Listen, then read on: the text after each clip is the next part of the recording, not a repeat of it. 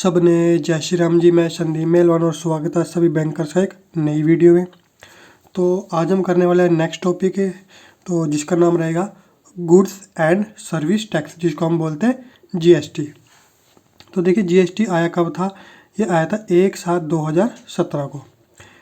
It is consumption based indirect tax. ये क्या है? कंजप्शन बेस्ड इनडायरेक्ट टैक्स, यानी कि कोई भी चीज़ कंज्यूम की जा रही है उसका टैक्स लिया जाता है।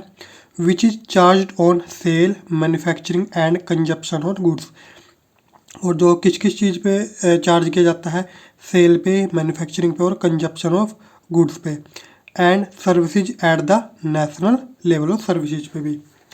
Exports and direct taxes like income tax, corporate tax and capital gain tax will not be affected by GST। और जो हमारे पास है एक्सपोर्ट हो गया, डायरेक्ट टैक्स हो गया, income tax, corporate tax, capital gain tax, इससे इनका ऊपर जीएसटी का कोई भी इफेक्ट नहीं पड़ता। It is a dual levy state, union territory GST and CGST. अब ये हमारे पास होता है दो टाइप का। एक तो होता है स्टेट या फिर यूनियन टेरेटरी, जिसको हम शॉर्ट में क्या बोलते हैं? एसजीएसटी या फिर यूजीएसटी। और दूसरा होता है सेंटर का, सेंट्रल गवर्नमेंट का, जो क्या होता है? CGST, central goods and service tax. उसके बाद interstate supplies would attract an integrated GST.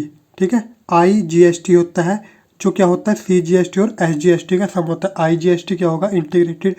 GST क्या होता है? सीजीएसटी और एसजीएसटी का सम। उसके बाद नेक्स्ट है tax rate under the GST bill. अब जो टैक्स रेट है, जो जीएसटी जब आया था तो उसमें टैक्स किस तरीके से लगाया जाता है?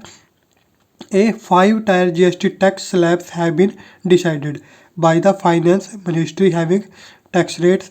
तो जो फाइनेंस मिनिस्ट्री थी उसके द्वारा 5 जो स्लैब बनाई गई है जीएसटी की, और वो कौन सी है? 0%, 5%, 12%, 18% और 28% for different goods and services. तो ये 5 टाइप के टैक्स है हमारे पास यानी कि 5 टैक्स होता है। या तो जिसपे हम बोल देते हैं कि टैक्स फ्री है, उस पर होता है 0% टैक्स। कुछ जैसे मेडिसिन की बात करें तो कुछ पे 5% होता है, कुछ पे 12 होता है, और 18% किस पे होता है? जो फूड की आइटम होती है, ठीक है, उस पर 18% हो जाता है। या फिर जिसकी यानी कि जो पर्सन, कोई भी पर्सन है, उसका यूज ऐसा नहीं है कि ज़रूरी है उसका यूज करना, लेकिन फिर भी अगर उसका यूज करते हैं तो उस पर 80% हो जाता है। तो इस तरीके से अलग अलग चीज़ों पे अलग अलग टैक्स होता है। GST 3B return and payment. Date of submission of return and deposit of tax on every 20th on monthly basis. तो 20 तारीख को इसके डेट होती है मंथली बेसिस पे जो जीएसटी 3B रिटर्न और पेमेंट होती है। उसके बाद नेक्स्ट हमारे पास है मॉनेटरी लिमिट्स। ठीक है, ये इसमें से कुछ लिमिट हमने पहले ही पढ़ी है तो इसको दोबारा रिवीजन यहाँ पे हो जाएगी आपकी। Payment of FDR including interest in case. तो एफडीआर की पेमेंट और इंटरेस्ट भी अगर होता है तो उसकी जो कितने भी की जा सकती है, उसकी लिमिट कितनी होती है? Less than 20,000। नेक्स्ट है encashment of and issue of DD and TT and MTs. तो उसकी कितनी होती है? Less than 50,000। डीडी क्या हो गया हमारे पास? डिमांड ड्राफ्ट हो गया, या फिर टेलीफोनिक ट्रांसफ़र हो गया, या फिर मेल ट्रांसफ़र हो गया। तो इनकी जो मॉनेटरी लिमिट होती है वो कितनी होती है? 50,000 से कम, less than 50,000। Issue of foreign currency in cash. तो इसकी मॉनेटरी लिमिट कितनी होती है? Up to 50,000। Maintenance of records of high value cash transaction rate 10 lakh and अब ये हमने पढ़ा था कि जो एसटीआर पढ़ा था हमने, सीटीआर पढ़ा था कि कैश ट्रांजैक्शन रिपोर्ट जो हमें बना के रखनी पड़ती है। तो हमारे पास कितनी होती है? हाई वैल्यू कितने की होनी चाहिए? रेट 10 लाख या उससे अबोव की हो तो उसका रिकॉर्ड बैंक को रखना होता है। Deduction of TDS on term deposit 10% at 10%। तो वो कितना होता है? Greater than 10,000 rupees. Payment of interest in cash. Interest की पेमेंट कैश में कितने तक की जा सकती है? Less than 10,000। पैन और GIR quoting for term deposit, तो इसकी लिमिट कितनी होती है, ग्रेटर देन 50,000। और coating of pan for deposit of cash with bank, तो इसकी लिमिट कितनी होती है, 50,000 और अबोव। नेक्स्ट हमारे पास है Indo Nepal remittance scheme cash can be received from non account holder. तो जो इंडो नेपाल रेमिटेंस स्कीम है उसमें कितना कैश हो सकता है, वो हो सकता है up to rate 50,000। Non account holder के लिए कितना होगा, अप टू रेट 50,000। नेक्स्ट हम पढ़ेंगे TDS के बारे में। तो इसके कुछ प्रोविजंस है, TDS प्रोविजंस। लीगल प्रोविजन देखिए क्या है, section 194A of income tax act, यानी कि जो TDS है कहाँ पे बताया गया है, कहाँ पे ये इसका प्रोविजन है, वो किस में है, section 194A of income tax act. Type of interest on term deposit including RD, कि जो TDS कहाँ पे लगेगा, टर्म डिपॉजिट लगेगा पर लगता है, जिसके अंदर RD भी इंक्लूड होती है। अमाउंट की अगर बात करें, interest paid is above rate 40,000, किस पे इंटरेस्ट पे किया जाएगा, जब उसका इंटरेस्ट कितना बन रहा हो, 40,000 से ऊपर वो बन रहा हो। और सिटीजन के लिए वो कितना होता है, 50,000 इन फाइनेंशियल ईयर, एक साल के अंदर। तो उस पर कितना लगेगा, 10% पैन कार्ड के साथ, और अगर पैन कार्ड नहीं है, नहीं दिया गया है, तो उस पर लगता है 20%, यानी कि जब इंटरेस्ट 40,000 से ज़्यादा बन रहा हो, जितने भी 60 ईयर से कम की एज है जिनके भी, और सीनियर सिटीजन के लिए इसकी लिमिट होती है 50,000। टैक्स रेट्स रेजिडेंट्स के लिए होता है 10%, कॉरपोरेट के लिए होगा 20%। If PAN number is not submitted then TDS is 20%। उसके बाद माइनर अकाउंट में क्या होगा, to be clubbed with guardian, की जो गार्डियन के साथ मिला के उसका TDS कटेगा। जॉइंट अकाउंट में deduction in the name of first account holder, और जॉइंट अकाउंट में क्या होता है, जो फर्स्ट अकाउंट होल्डर होता है जिसका नाम फर्स्ट पे होता है, फॉर्मर जो होता है उसके नाम से वो TDS कटता है, उसके यानी कि वो डिडक्शन दिखेगी। नेक्स्ट है NRI account, TDS applicable on your NRO accounts. TDS certificate is issued on form number 16A। जो TDS सर्टिफिकेट इशू किया जाता है वो कौन से फॉर्म पे किया जाता है, 16A पे। Quarterly basis with in 15 days from the end of the month, quarterly base पे होता है 15 दिन के अंदर, जब जो क्वार्टर ख़त्म हो जाता है। Of the due date for furnishing the quarterly returns. Exemption from deduction, अब एग्जम्पशन देखिए कहाँ कहाँ पे होती है, कि जहाँ पे डिडक्ट नहीं होगा। Declaration on form number 15G for below age 60 years, यानी कि अगर TDS नहीं कटवाना चाहते तो उनको फॉर्म नंबर 15G देना पड़ेगा। ये फॉर्म नंबर 50G कौन देगा, जिनकी एज 60 साल से कम होगी। और फॉर्म नंबर 15H किसके लिए होता है, सीनियर सिटीजन के लिए, यानी कि जिसकी एज 60 या 60 साल से ऊपर होगी, वो फॉर्म नंबर 15G या 15H दे के डिडक्शन से बच सकते हैं। The bank has to retain the forms for 7 years, और बैंक को ये फॉर्म 7 साल तक रखने पड़ते हैं।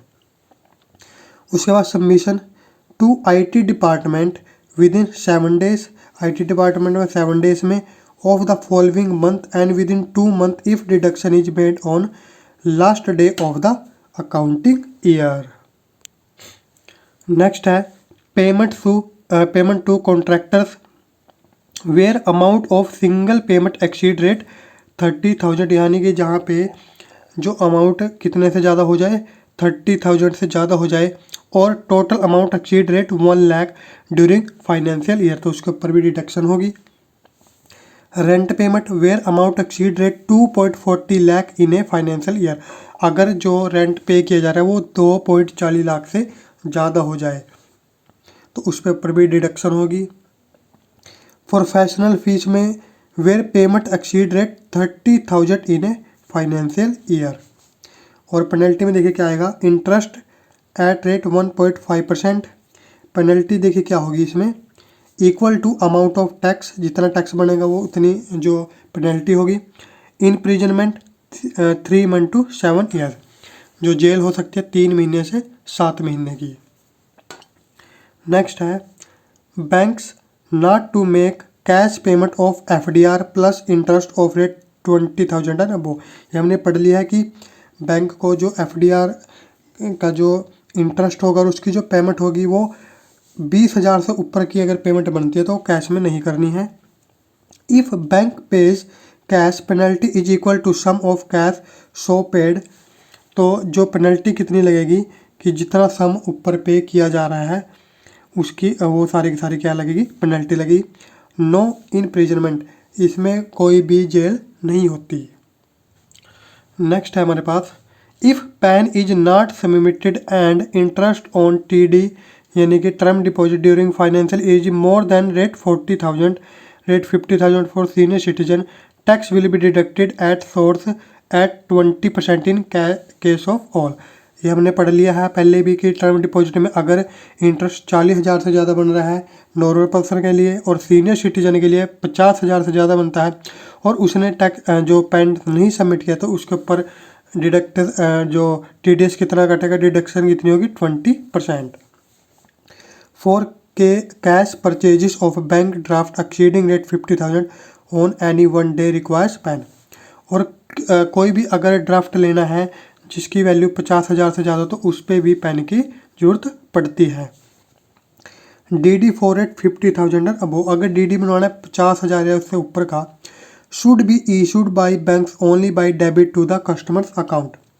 तो जो DD इशू किया जाएगा उसका जो अमाउंट है वो डेबिट कहाँ से की जानी चाहिए, कस्टमर के अकाउंट से, और अगेंस्ट चेक या फिर चेक से, और other instruments tendered by the purchaser and not against cash payment, यानी कैश पेमेंट से वो नहीं किया जाएगा। चेक, DD और पे order, bank should not make payment bearing that date or any subsequent date if they are presented beyond the period of 3 months from the date of such instrument। यह हमें पता है कि अगर 3 महीने से ज़्यादा वो पुराना हो जाएगा तब उसकी जो पेमेंट वगैरह उसकी नहीं होती। नेक्स्ट हमारे पास है DD for rate 20,000 and above are issued invariably with account pay crossing, कि जो DD होता है 20,000 से ऊपर का वो अकाउंट पे क्रॉसिंग के साथ इशू होगा। Time deposit, the PAN card is mandatory if deposit aggregating is more than rate 5 lakh during the year और single time deposit is more than 50,000, यानी कि अगर एक बार में 50,000 डिपॉजिट कर रहे हैं तो पैन कार्ड चाहिएगा, और अगर एक साल में 5 लाख तक की होती है तब भी पैन कार्ड की जरूरत पड़ेगी। उसके बाद है डिसीज्ड कस्टमर्स लीगल टर्मिनोलॉजी, यानी कि जो जिस कस्टमर की डेथ हो जाती है डिसीज कस्टमर उसको बोल देते हैं, तो उसके अंदर कुछ जो टर्म्स यूज की जाती है तो उसकी हम उसके टर्मिनोलॉजी हम पढ़ेंगे। जैसे होता है विल, ऐसे बोलते हैं कि उसने अपनी विल बनाई या नहीं बनाई, तो विल क्या होता है देखिए, when a person dies after living a will he is said to have died testate, यानी कि जब कोई पर्सन की डेथ हो जाती है और वो अपनी विल बना के जाता है तो उसको बोलते हैं टेस्टेट। टेस्टेट का मतलब क्या होता है कि ऐसा पर्सन जो अपनी विल बना के जिसकी डेथ हुई हो, और जिसकी डेथ बिना उसकी विल बनाए हो जाती है वो कौन होता है, इंटेस्टेट। ठीक है, और विल क्या होती है कि विल का मतलब होता है कि आगे जो उसकी संपत्ति है जो भी उसको आगे कौन यूज करेगा, किसके हिस्से में हो जाएगी, तो वो क्या होती है will. Will is a legal declaration bye testator in respect of is state, यानी कि उसकी जो संपत्ति है उसको कौन यूज करेगा तो उसकी डिक्लेरेशन दी जाती है जिसको हम बोल देते हैं विल। नेक्स्ट है हमारे पास प्रोबेट। प्रोबेट क्या होगा, it is the certified copy of the will issued by district courts under section 289 of Indian succession act. ये जो हमारे पास क्या होता है, सर्टिफाइड कॉपी होती है, सर्टिफाइड कॉपी होती है विल की, जो इशू कौन करता है, डिस्ट्रिक्ट कोर्ट इशू करता है under section 289 of Indian succession act. Executor कौन होगा देखिए, person named in the will of disease, जिस पर्सन का नाम डिसीज्ड की विल में होगा वो कौन होगा, एग्जीक्यूटर। नेक्स्ट है letter of administration, when a person dies intestate court issue letter of administration, यानी कि जब कोई पर्सन इन टेस्टेट मर जाता है, यानी कि बिना अपनी विल बनाए मर जाता है, तो उसके लिए कोर्ट क्या करता है, court issue letter of administration. Administrator कौन होगा, person appointed by the court to administer the state of the deceased, यानी कि जो पर्सन कोर्ट के द्वारा अपॉइंट किया जाएगा उसे कौन बोलेंगे, एडमिनिस्ट्रेटर। उसके बाद हमारे पास है सक्सेशन सर्टिफिकेट। सक्सेशन सर्टिफिकेट क्या होगा, देखिए, when a person dies intestate on the application of legal heirs, court issue succession certificate which applies to debt due to deceased, debt, deposit and shares and securities। यानी कि जब कोई person इंटेस्टेट बन जाता है, यानी कि वो अपनी विल बनाए बिना मर जाता है, तो उन जो लीगल हेयर्स है उनकी एप्लीकेशन देने के बाद कोर्ट इशू करता है सक्सेशन सर्टिफिकेट, जो क्या विच अप्लाइज टू डेप्थ ड्यू टू डिसीज्ड, और जो कि उसकी जो उसके शेयर्स हो गए, सिक्योरिटी हो गई, डिपॉजिट हो गए, उन सभी के ऊपर वो अप्लाई होते हैं, यानी कि जो उसकी संपत्ति है वो किसके पास जाएगी, किसको कितना शेयर मिलेगा। तो ये था हमारे पास टीडीएस और जीएसटी हमने इसमें कर लिया, और डिसीज्ड अकाउंट जो कस्टमर है उसके टर्मिनोलॉजी हमने पढ़ लिया। नेक्स्ट टॉपिक लेके आएंगे नेक्स्ट वीडियो में, तब तक के लिए सबको जय श्री राम।